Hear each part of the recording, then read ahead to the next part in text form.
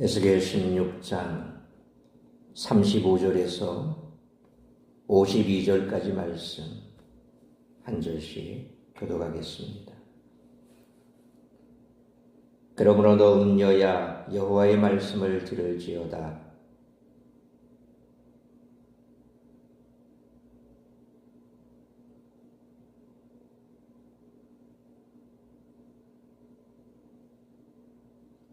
내가 너의 즐거워하는 정든 자와 사랑하던 모든 자와 미워하던 모든 자를 모으되 사방에서 모아 너를 대적하게 할 것이요 또 내 벗은 몸을 그 앞에 드러내 그들이 그것을 다 보게 할 것이며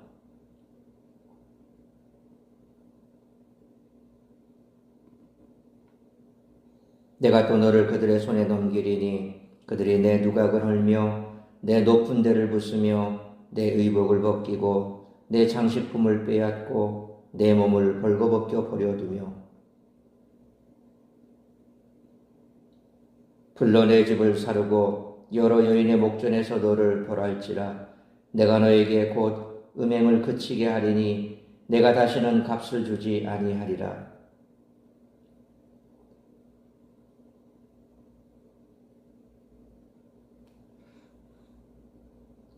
내가 어렸을 때를 기억하지 아니하고 이 모든 일로 나를 분노하게 하였은즉 내가 내 행위대로 내 머리에 보응하리니 내가 이 음란과 내 모든 가증한 일을 다시는 행하지 아니하리라. 주 여호와의 말씀이니라.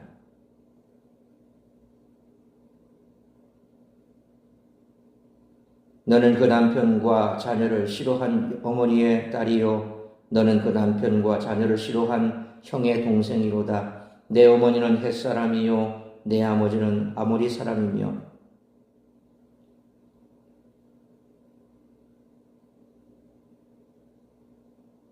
내가 그들의 행위대로만 행하지 아니하며 그 가정한 대로만 행하지 아니하고 그것을 적게 여겨서 내 모든 행위가 그보다 더욱 부패하였도다.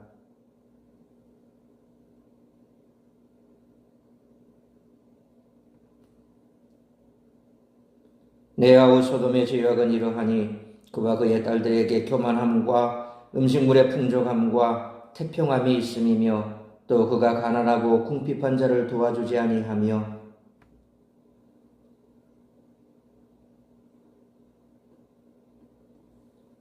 사마리아는 내 죄의 절반도 범하지 아니하였느니라. 내가 그들보다 가증한 일을 심히 행하였으므로 내 모든 가증한 행위로 내 형과 아우를 의롭게 하였느니라. 52절 같이 읽습니다. 내가 내 형과 아우를 유리하게 판단하였은즉 너도 내 수치를 담당할지니라. 내가 그들보다 더욱 가증한 죄를 범함으로 그들이 너보다 의롭게 되었나니 내가 내 형과 아우를 의롭게 하였은즉 너는 놀라며 내 수치를 담당할지니라. 아멘. 하나님의 돌보심과 은혜로 왕위의 지위에 올랐던 예루살렘은 하나님이 주신 것들로 우상 숭배를 범해 음료로 불립니다. 이는 하나님의 안에 자격이 없다는 뜻입니다. 하나님은 진노와 질투가 다 풀릴 때까지 예루살렘을 심판하겠다고 선언하십니다. 하나님의 심판으로 예루살렘은 본래 비천한 처지로 되돌아갑니다. 하나님은 예루살렘에게 베푸신 은혜를 모두 제거하셔서 예루살렘을 다시 피투성이로 만드시고 예루살렘과 음행을 행했던 나라들을 사방에서 모아 그들 앞에서 벌거벗은 몸을 드러내게 하십니다. 예루살렘이 자신의 벌거벗은 몸을 음행의 대상에게 보여주기 원하자 하나님이 그를 완전히 벌거벗기셔서 그렇게 하십니다. 그러므로 예루살렘에 임한 심판은 스스로 초래한 것입니다. 하나님의 은혜를 배신함으로 하나님을 모욕한 예루살렘은 수치를 피할 수 없게 됩니다. 예루살렘의 근본적인 문제는 하나님의 은혜를 망각한 것입니다. 단순히 그것을 잊어버린 것이 아니라 자신의 아름다움과 명성에 도취되어 의도적으로 기억하지 않은 것입니다. 크퍼가 지적한 것처럼 예루살렘은 왕위에서 음료로 전락하고 결국 사형 선고를 받은 범죄자가 되었습니다. 그리고 이제 속담거리가 됩니다. 하나님은 예루살렘을 너로 칭하며 자신의 실체를 직시하게 하십니다. 예루살렘은 아름다움과 명성으로 인해 어머니와 다르다고 생각하지만 그 어머니의 그 딸이라는 말을 듣게 됩니다. 예루살렘 역시 다른 자매들처럼 어머니를 닮았습니다. 남편인 하나님을 거부하고 자녀들을 우상에게 제물로 드리는 행위는 남편과 자녀를 싫어한 어머니를 닮았음을 보여줍니다. 하나님은 오히려 소돔과 사마리아가 의롭게 보일 정도로 예루살렘이 더 부패하고 타락했음을 밝히시며 부끄러워하고 수치를 감내하라는 말씀으로 예루살렘의 뻔뻔스러움을 책망하십니다. 망각과 뻔뻔함은 예루살렘에게 치명적인 독이었습니다. 하나님은 이스라엘의 죄악을 지적하시며 심판을 선언하십니다. 하나님은 버려진 아이와 같았던 이스라엘을 거두어 양육하시고 아름다운 신부로 삼으셨지만 이스라엘은 은혜를 망각하고 우상 숭배와 음행으로 하나님을 배신했습니다. 이에 하나님은 그들의 수치를 드러내시고 주변 나라들을 통해 심판하실 것을 예고하십니다. 따라서 이와 같은 오늘 본문의 말씀을 통해 우리들이 깨달아야 할 것은 첫째로 35절로 43절 말씀처럼 하나님의 은혜를 잊고 죄악에 빠지는 결과는 철저한 심판이라는 것입니다. 하나님은 35절로 36절 말씀처럼 이스라엘을 음녀로 비유하시며 그들의 패역한 행위를 준엄하게 꾸짖으셨습니다. 그들의 우상 숭배가 언약을 배반한 영적 간음과 같았기 때문입니다. 이제 하나님은 그들의 배교에 대해 심판하시겠다고 선언하시며 그 심판을 구체적으로 말씀하셔서 그들의 막연한 낙관주의에 경종을 울리십니다. 하나님은 37절 말씀처럼 그들이 즐거워하던 정든자 곧 동맹국과 적대 국가들이 모두 이스라엘에게 등을 돌리고 대적하도록 국제 정치 상황을 바꿔놓겠다고 선언하십니다. 이는 이스라엘이 의지했던 모든 것을 빼앗고 그들의 수치를 만천하에 드러내시겠다는 심판의 메시지로서 바벨론과 주변 나라들에 의해 예루살렘이 멸망할 것임을 예고합니다. 이후에 언급된 38절로 41절의 심판 방식과 형식은 마치 간음하고 살인한 자를 율법에 따라 처벌하는 것과 유사합니다. 이스라엘의 행악이 하나님의 법도에서 근본적으로 벗어나 있음을 쉽게 알 수 있습니다. 42절로 43절 말씀처럼 하나님의 은혜를 망각하고 음란한 배교를 행한 이스라엘의 심판이 실행되고 그러고 난 후에야 하나님의 분노가 그칠 것입니다. 하나님의 은혜를 잊고 죄악에 빠지는 결과는 철저한 심판임을 우리는 깨달아야 합니다. 그러므로 하나님의 은혜를 당연하게 여기고 세상의 쾌락과 물질에 의지하며 살아가는 삶은 결국 하나님의 심판을 초래할 수 있음을 기억하고 늘 깨어 말씀에 순종하며 성결한 삶을 살아가는 우리 모두가 되시기를 축원합니다. 두 번째로 44절로 52절 말씀처럼 자신의 죄에 대해서는 철저하고 타인의 잘못에 대해서는 관대해야 한다는 것입니다. 하나님은 44절로 45절 말씀처럼 이스라엘의 죄악이 얼마나 심각한지를 주변 나라들과 비교하여 분명하게 드러내십니다. 먼저 어머니가 그러하면 딸도 그러하다라는 속담처럼 그들의 패역함이 이방 민족과 다를 바 없음을 지적하십니다.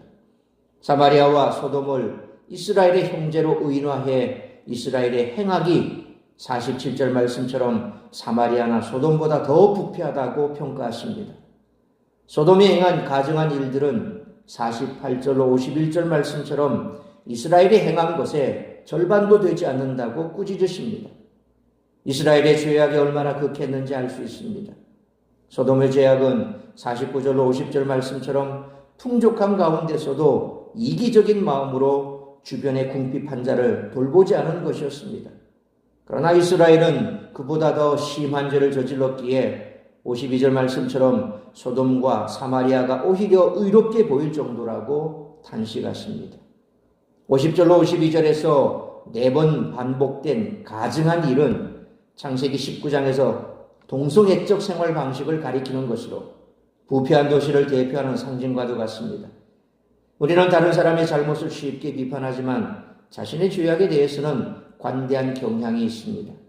그래서 사람들의 죄를 보고 그들을 정죄하는 것을 당연한 것으로 여기며 이에 열을 올리다 정작 봐야 할 자신의 잘못은 보지 못하는 어리석음을 범하고 있지는 않을까요?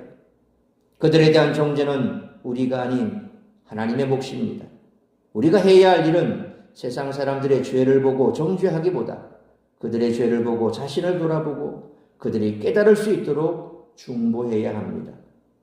그러므로 남의 잘못에 대해 철저하고 자기 자신에 대하여 관대하고 옹졸하고 이기적인 삶이 아닌 자기 자신의 죄에 대해서는 철저하고 타인의 잘못에 대해서는 관대한 삶을 살아야 할 뿐만 아니라 세상과 범죄에 빠진 이들을 위하여 아브라함처럼 모세처럼 중보하며 성도로서 더욱 진실하고 의로운 삶을 살아가는 우리 모두가 되시기를 축원합니다. 사랑하는 성도 여러분, 하나님의 은혜를 망각하고 배은망덕한 행위를 일삼은 이스라엘을 향해 하나님은 준엄한 심판을 선언하셨습니다. 그들의 죄악이 소돔과 사마리아보다 더 심각하다고 지적하시고 그들의 수치를 드러내시고 징벌하실 것을 경고하십니다. 그러므로 우리의 죄를 깨닫고 회개하며 하나님의 의로운 기준에 따라 살아가기로 결단하는 우리 모두가 되시기를 주님의 이름으로 축원합니다. 기도하겠습니다. 거룩하신 아버지 하나님, 은혜와 사랑을 감사합니다. 오늘 주신 말씀 우리의 가슴에 새기며 우리가 이 땅을 살아가면서 하나님의 은혜를 잊고 죄악에 빠지게 되면 결국 하나님의 심판이 임한다는 사실을 잊지 말아야 할 것입니다. 우리는 하나님의 자녀로 결코 뒤로 물러나 멸망할 자들은 아니지만 그럼에도 불구하고 우리가 돌이키지 아니하고 끊임없이 하나님의 말씀을 벗어난다면 결국 하나님의 징계가 임할 것이요. 그렇게 징계가 임함에도 불구하고 돌이키지 않는다면 하나님의 심판의 채찍이 임할 것입니다. 오늘 우리의 삶을 돌아보며 하나님께서 말씀하신 말씀에서 벗어나고 하나님의 은혜를 잊고 죄악에 빠져있는 죄가 있다면 철저하게 돌이켜 회개해야 할 것입니다. 믿음 생활하면서 우리가 범하는 가장 심각한 죄악 가운데 하나가 나에게는 관대하고 남에게는 철저하다는 것입니다. 결국 우리의 눈에 있는 들보는 보지 못하고 남의 눈에 티만 보기 시작한다면 우리는 하나님의 자리에서 누군가를 정죄하고 심판하고 결국 우리가 그렇게 하는 정죄와 심판에서 벗어나지 못하는 죄악 가운데 머물러 하나님의 징계가 임하는 삶을 살게 될 수도 있습니다. 항상 우리에게는 관대하지 아니하고 더욱더 철저하고 타인의 잘못에 대해서는 정죄하고 심판하기보다는 용서하고 관대할 수 있는 그런 믿음의 삶을 살아갈 수 있기를 원합니다. 뿐만 아니라 죄에 빠진 자에 대하여 중보하고 아브라함처럼 모세처럼 더욱더 세상 가운데서 방황하는 자들을 위하여 그들이 돌이키기를 기도하고 우리는 더욱더 하나님의 사람으로서 성도로서 진실하고 의로운 삶을 살아갈 수 있도록 붙들어 주시옵소서. 오늘 이 한 날도 나를 통하여 이루고자 하는 하나님의 뜻을 이루기 위해 말씀 앞에 순종하고 기도 가운데 깨어 있어 하나님의 선하시고 기뻐하신 뜻이 무엇인지 그 뜻을 분별하고 하나님의 뜻을 이루어가는 복된 한 날의 삶을 살아가는 우리 모든 성도들이 될 수 있기를 간절히 빌고 소원하오며 이 모든 말씀 우리 주 예수 그리스도의 이름으로 기도하옵나이다. 아멘.